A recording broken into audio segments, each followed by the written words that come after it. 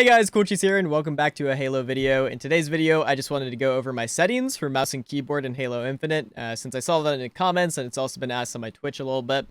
So, without further ado, let's just hop into it.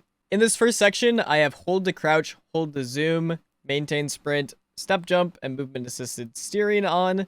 Basically, what these do are hold to crouch makes it that I don't get locked in a crouch position mid-gunfight, or it doesn't mess up my slide. I really like hold to crouch because I used to use this in Destiny, and I think it really transfers over pretty well. Hold to zoom is another thing from Destiny. I'm not a big fan of toggle zoom, and I think this just makes it feel a lot more natural to me. However, if you want to toggle zoom, it's still really good as well. Maintain sprint just makes it easier to slide, and so I'm a big fan.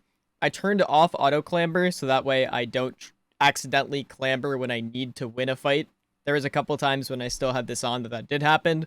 So right now, basically, I just have to press a jump again when I want to clamber. It's pretty easy to get used to, and I think it's worth turning it off. I don't really know what these do, but I have them on. So, yeah. Going into my mouse sensitivity, I run a 0.8 with 800 DPI. This is much slower than I think a lot of players will run, but I feel like in a game like Halo Infinite that has a much longer TTK than other FPSs, while simultaneously having a lot of tracking involved, a low sensitivity really helps. I don't necessarily scale anything on vertical or horizontal. I feel pretty fine there. My zoom sensitivities, they're all at 1.0 because I don't think it matters at all. Like, I'd rather be consistent with that sense.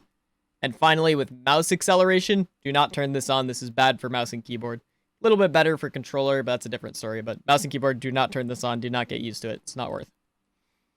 For keybinds, I'm just going to scroll through them. If you have any particular questions, leave them in the comments and I could probably answer them, but I'm just going to scroll through them pretty slowly.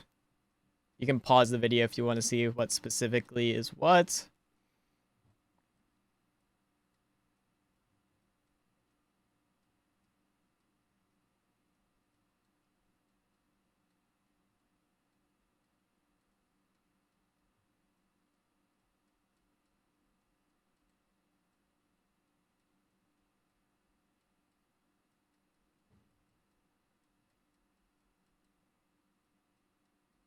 There you go. Going to video settings, the important things to note, I have run 103 FOV. This is the same FOV as Valorant, and it's also very close to the FOV as Destiny 2, two games that I play a lot. So I just tried to match them there. If you can do 120 FOV, go for it. Personally, I think it's a little too wide, but if you can handle it, I think it's definitely worth. I run borderless full screen, which is kind of obvious since I don't want to be like in a window. It's weird. For my resolution scale, I toned that down to 80% because I want to make sure I have a lot of frames all the time. And it, unlike other games where resolution scale like drastically decreases the quality, I feel like in this game, it looks just as good at 80% as in other games at 100%. So I'm fine with this. I really like it. It also keeps my frames up, which is good. My maximum frame rate is the same as my monitor at 240. I have VSync off because I don't want to have any input lag issues.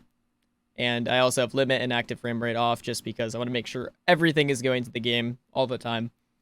For graphic settings, I pretty much have everything on low except texture quality.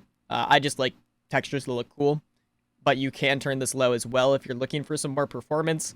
But similarly to the resolution scale, the idea behind this is just to have as many FPS as humanly possible so that I can have the most seamless experience. So pretty much low, a couple things off. Going all the way down, and then sensor blur, none, screen shake, none, exposure, none. All this stuff I try to turn off because it kind of disrupts the gameplay and kind of makes it feel super weird. Don't like any of these, so I would recommend turning those off.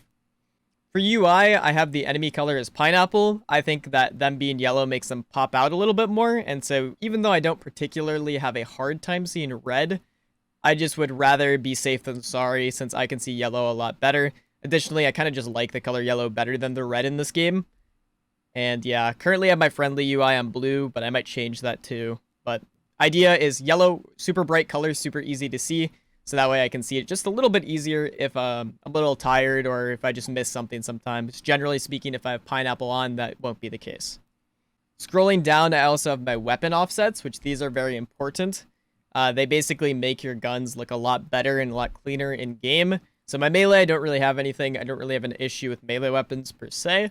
But if I go down to my pistol, I go minus 100, minus 100, plus 100. And I will have another thing on screen right now showing a comparison between the default and these settings, just so you know what this means. On the rifle, I have minus 100, minus 100, plus 100. And on heavy, I have plus 100, minus 100, minus 100.